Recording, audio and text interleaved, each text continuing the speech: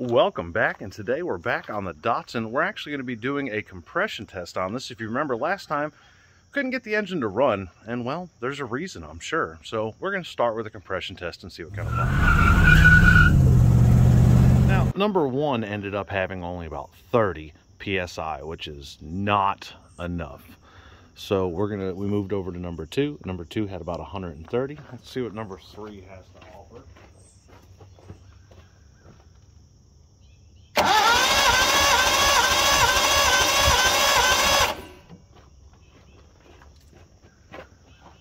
And as you can see here, we have a little bit, but obviously still a little low. You want them even across the board, so we're going to go ahead and check the other ones.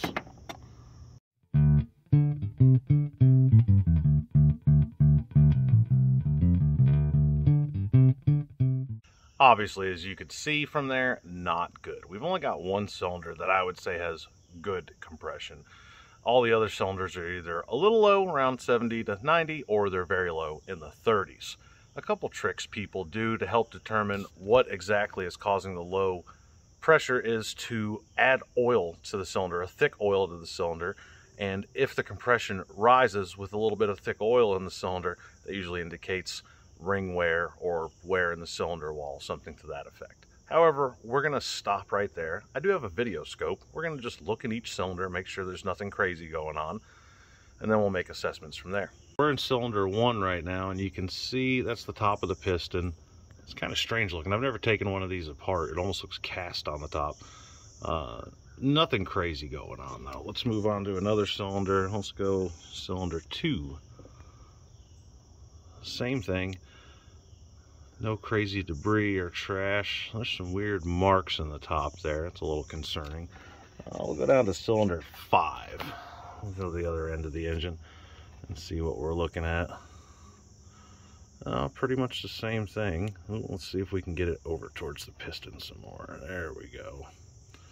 Yeah, so nothing crazy.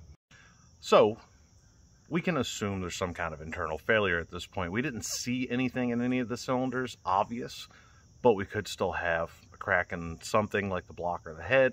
Could have valves that are messed up. We could have rings that are broken or stuck. So we're not going to really dive into completely tearing apart this engine yet. Again, we're going to talk to the customer because there may be a different engine option. It'll look like we know what we're doing. Yeah, fantastic. All right, so we've determined the engine needs to be rebuilt. Talked to the owner, and he said, you know what, Dan? Rip it out. Let's put something cool in it. So the engine's coming out. Kyle has removed everything from the engine. We left the engine and transmission connected to each other. We're going to pull these out, find them a new home, and start getting ready for our new engine, whatever that is. We don't even really know what it is yet. But yeah, I don't know. All right, cool. Let's get it.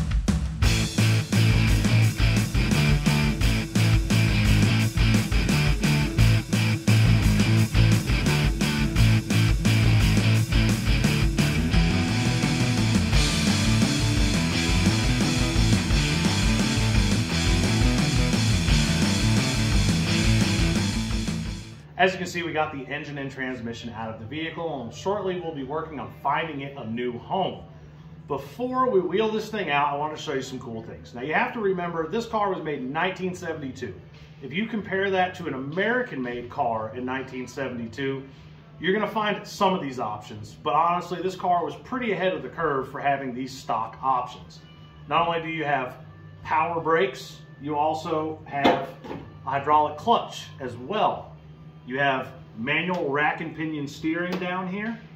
The sway bars come factory. You've also got independent front and rear suspension. Now, a lot of cars are already running independent front suspension, but not in the rear. These cars are fun. You can make them a fun road car. You can make them a fun course car. You can go take them down the track and have a little bit of fun with them. They handle very well, and they probably handled better than most of the American cars at the time. Pretty cool setup, pretty easy to work on. You can see how much room you still had in the engine bay. Simple connections, not complicated with the wiring or the hydraulics or the way that anything is run on it. And you know, overall, I think this would be a great beginner car if somebody's looking to do a little sports car. I think this would be a great spot to start, is with one of these. And again, this is a 240 through the 70s. You have the 260 and the 280. And then into the 80s, they moved into the ZX models, which changed the body style a little bit. And they've rejuvenated them with the recent Z cars, including a new one that they have coming out now.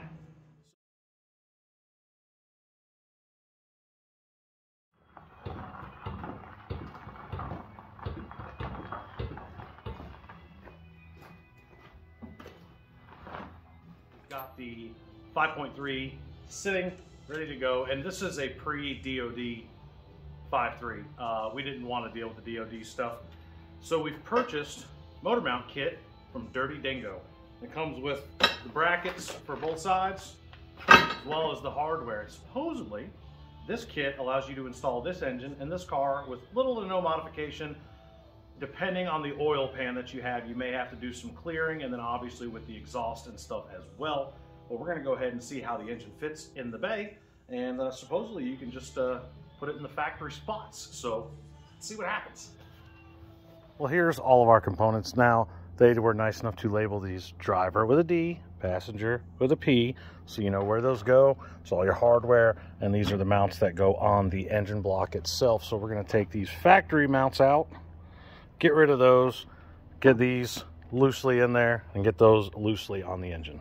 On the block side, you can see again, they've labeled them D for driver side, arrow pointing forward. And look how nice these are slotted. Look at all of the adjustment and motor mount position you have. That's awesome.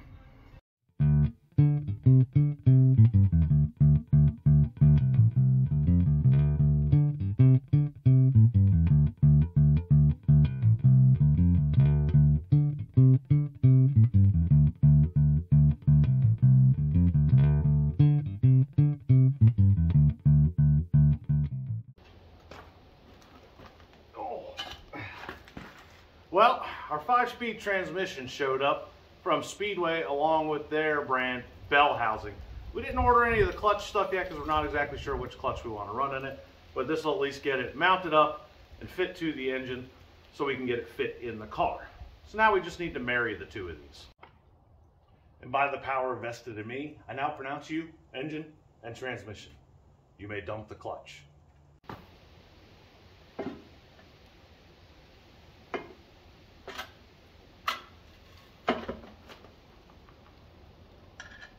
You get back in there.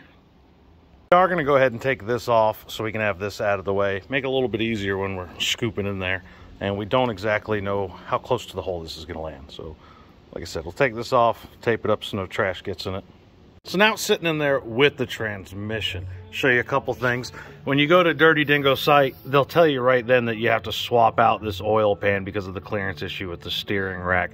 I wouldn't try moving the steering rack. I just recommend using the Corvette oil pan that's low clearance there. The other issue is the shifter location. Now, some people have used a 6-speed manual transmission here, but we really wanted to go with the 5-speed. The only downside to it is you see that's the back of the shifter housing there, so that would put the shifter in the dash. However, they sell a kit for a couple $100 that adds onto the shifter here, and it moves it back 7 inches, so we'll land a lot closer to that hole. Now that we have the engine and transmission in, we know we need to extend the shifter back. We know we need to swap out the oil pan. We have some other things on deck that we need to take care of as well. If you'll remember back from the first video, we ended up tearing out the interior and found rotted floors. So while we're in the middle of the fabrication stage and making things happen, we're going to go ahead and get some floor pans cut out and installed in this so we have a nice solid working surface, because don't forget, we still have to put a transmission cross member under there, and we need to make sure we're attaching it to good quality steel. Got some tricks we're going to do too. We may beef things up a little bit while we're under there. This is a significant power jump. You know, you're going from something that had a little over 100 horsepower to something that's closer to 300 horsepower. And you got to account for this being an older unibody car. We want to make sure that it's going to hold up right. So in the next video, we'll be doing that. We'll be doing the floor pans, and we'll be doing some more metal repair. We'll be doing the shifter and the transmission mount, things of that nature. Don't forget to subscribe, follow along for more, and also follow us along on our other social media outlets for more content on a daily basis. Until next time, happy hot rodding.